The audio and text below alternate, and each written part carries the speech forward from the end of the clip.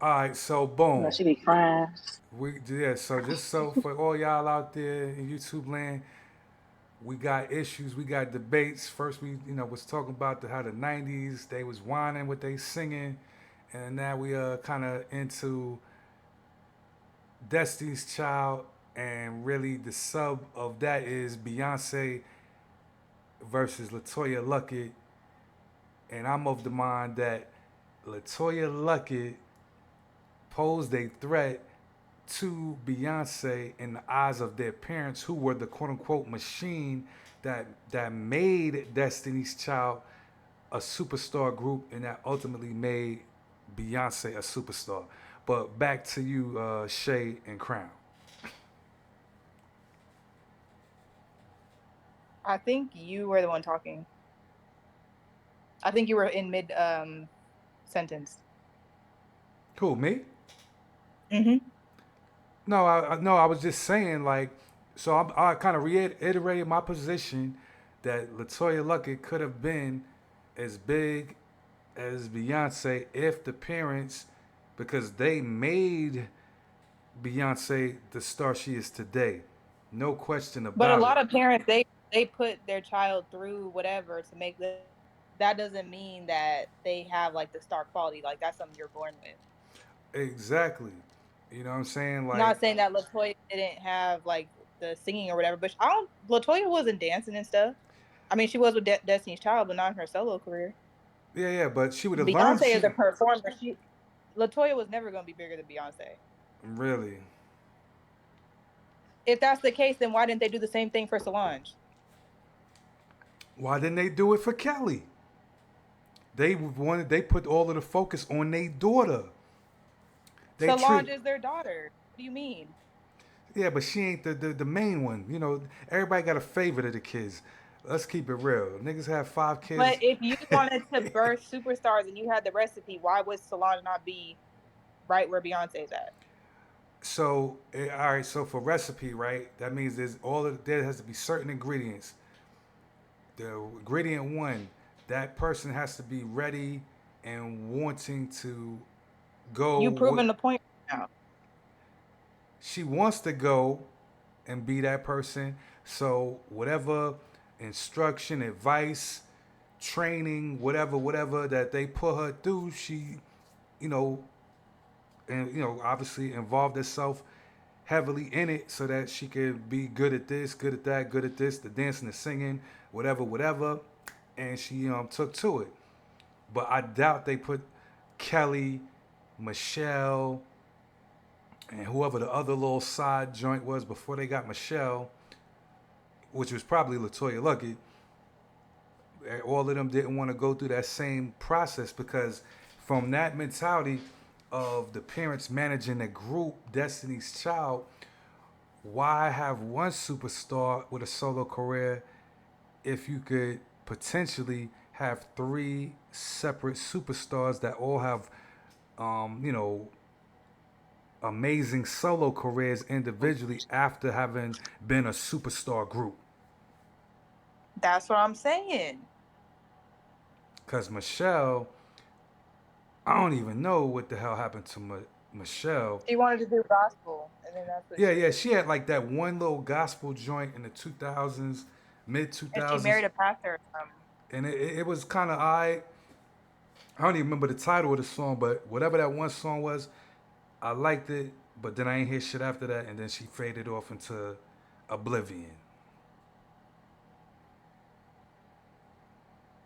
Why do I feel like she was married to a pastor that lived out here? Or her brother was out here or something. Let me try to look that up on another screen. Let's see.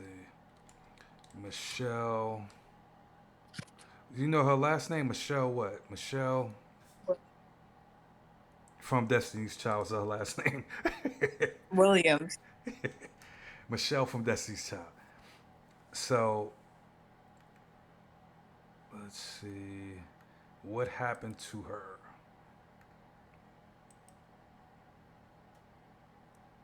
So it's saying that she made her acting debut. Damn, I'm here fucking up words. Her acting debut and on Broadway in Ada in 2003. She has also starred in the sitcom series Half and Half. What? Wait a minute. Now I gotta look that up. Well, we're gonna come back to that. She starred in the sitcom series Half and Half. That sounds familiar, but yet I Half and don't. Half was that show with Essence. Now I gotta fucking pull that up because I don't even remember. Yeah, fuck. I'm doing that shit right now. Half and Half. Season 1. Alright, fuck. Let's just go to the cast.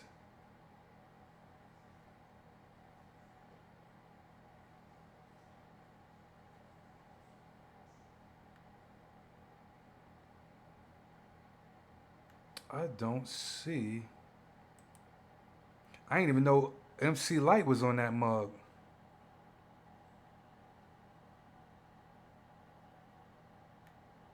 I didn't know that they went through because it says that I thought it was just Latavia and Letoya, but it says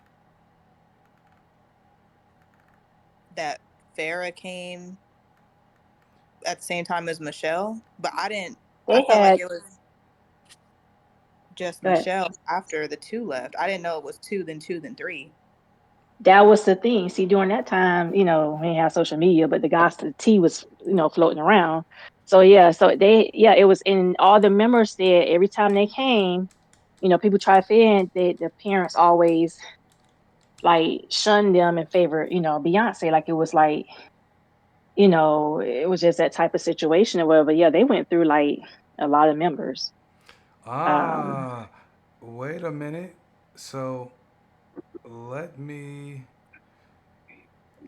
pull this screen up here. Let me center So can y'all food see the screen? on you. So makes me wonder how we even pass information for social media. all of the members, Michelle Williams, Kelly, Beyonce, somebody named Farrah Franklin, Mhm. Letoya Luckett, Latavia Robertson, Nina Taylor, Tamar Davis, and some other shorty, Nikki Taylor. I ain't never heard of the bottom ones. And then if we go into the wiki and get down to the nitty gritty, let's see.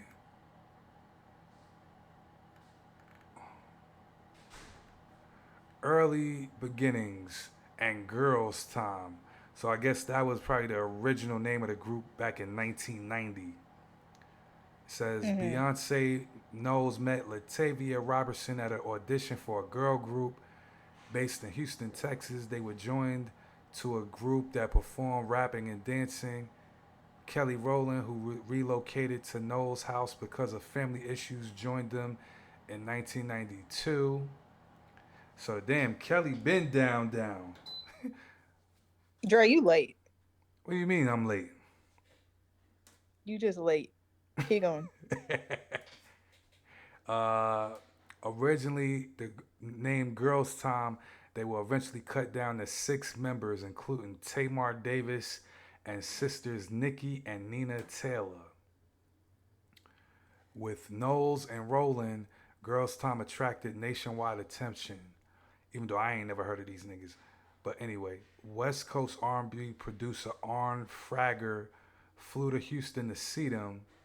He brought them to his studio, the Plant Recording Studios in Northern California, with the focus on Knowles' vocals because Fragger thought she had personality and the ability to sing.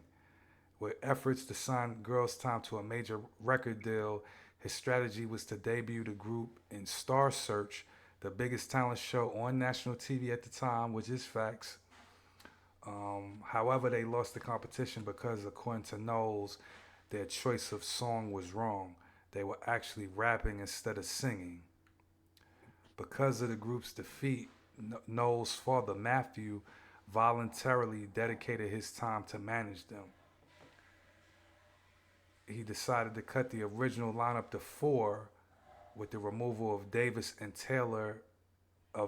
the Taylor sisters and the inclusion of Letoya Luckett in 1993. Aside from spending time at their church in Houston, girls' time practice in their backyards and at the headliner salon owned by Noel's mother, Tina. The group would test routines in the salon when it was on the Montrose Boulevard in Houston, and sometimes would collect tips from their customers. Their tryout would be critiqued by the people inside. During their school days, Girl Time performed at local gigs. When summer came, Matthew Knowles established a boot camp to train them in dance and vocal sessions. After rigorous training, they began performing as opening acts for established R&B groups such as SWV, Drew Hill, and Immature. Tina Knowles designed the group's stage attire. So it looked like at this point the parents are more hands on. Matter of fact, they all the way hands on. Like fuck it, we got this. Over the course of the early years in their career, Girls Time changed their name to Something Fresh, Cliche, The Dolls, and to Destiny. The group signed with Elektra Records with the name Destiny, but were dropped several months later before they could release an album. So then it goes on. The pursuit of a record deal affected the Knowles family. In 1995, Matthew Knowles resigned from his job as a medical equipment salesman, a move that reduced their family's income by half, and her parents briefly separated due to the pressure. In 1996, they changed their name to Destiny's Child. Group members have claimed that the name was taken from a passage in the Bible. We got the word destiny out of the Bible, but we couldn't trademark the name, so we added child, which is like a rebirth of destiny. The word destiny was stated to have been chosen from the book of Isaiah by Tina Knowles. And then Matthew Knowles helped in negotiating a record deal with Columbia Records at behest of Columbia scout Teresa LaBarbera Whites, which signed the group that same year. Well, let me see what this is. All right, they ain't got no picture. She's currently, whoever this lady is, she's currently the A&R executive for Chloe and Halle. But anyway, prior to signing with Columbia, the group had recorded several tracks in Oakland, California, produced by Dwayne Wiggins of Tony Tony Tony. Upon the label's recognition that Destiny's Child had a unique quality, the track Killing Time was included in the soundtrack to the 1997 film Men in Black.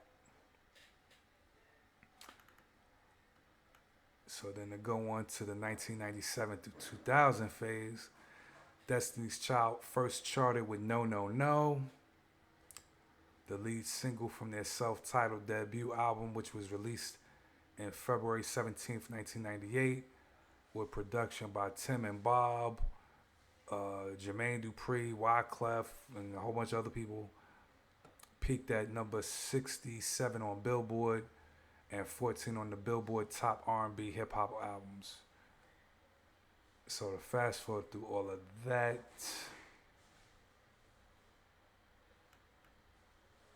after their success of their debut album, Destiny's Child re-entered the studio, bringing in a new lineup of producers, including Shakespeare and Rodney Jerkins, coming up with the Writing on the Wall, peaked at number 5 on Billboard 200 and number 2 on the R&B charts in early 2000. And then, of course, Bills, Bills, Bills, released in 1999, was the lead single. And then they end up becoming superstars, basically. On December 14th, 1999, Luckett and Robertson attempted to split with their manager, claiming that he kept a disproportionate share of the group's profits and unfairly favored Knowles and Rowland. While they never intended to leave the group, when the video for Say My Name, the third single, surfaced in February 2000, Robertson and Luckett found out the two new members were joining Knowles and Rowland. And that's when Michelle Williams, who was, I guess, a former backup singer to Monica, and this girl, Farrah Franklin, appeared.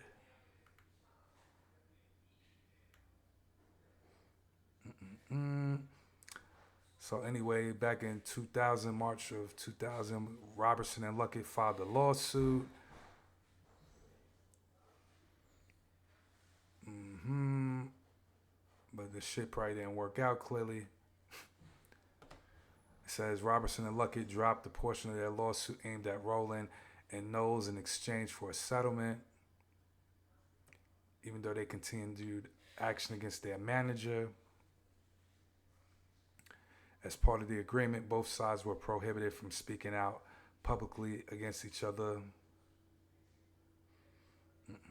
Blah, blah, blah, yada, yada. And by then, it was pretty much Destiny's Child was on and popping. They became part of the pop culture phenomenon, as they saying. So what you got to add on to all of that? But real quick, something just came to me. So why did Matthew Knowles and Mom, why they continue to try to add these group members if they want their daughter to be a superstar and she was, born to be a superstar or whatever? Why didn't they just cultivate her versus going through like 7 members? Well, that's a good question. My initial response, as far as a thought, is um, why do the heavy lifting of trying to make just her a superstar when the other members of the group can share in them vocal duties and this and that and blah blah blah, you know, until the brand That is ain't. I don't built think up. that's why. All right, well then let me know. Let me know why. Sorry, I had to undo, but I think it's because at that time, like that was like the rise of like girl and guy groups. Like no one Yeah, was I really agree. I doing was going to say solo. that. Yeah. That's So what I I was think thinking. I wanted to get your thoughts. he was Yeah. taking the recipe from like how the other big names came about, like how y'all was saying Gladys and all that other stuff. So I think they were just trying to like follow what they already knew, and then they're like, oh well, everybody's making a group anyway, so In 90s, it was mostly, especially with, females, it was only a few. See, just Usher. But I don't think it's Usher was only a popping up few. until 2000. But Because in just Yeah, and he had been in 2008, the game for a while. Yeah, because he got discovered on Star Search. like if That was you back look up in all the people that came out in '97, it's probably going to be majority groups. mm-hmm. exactly.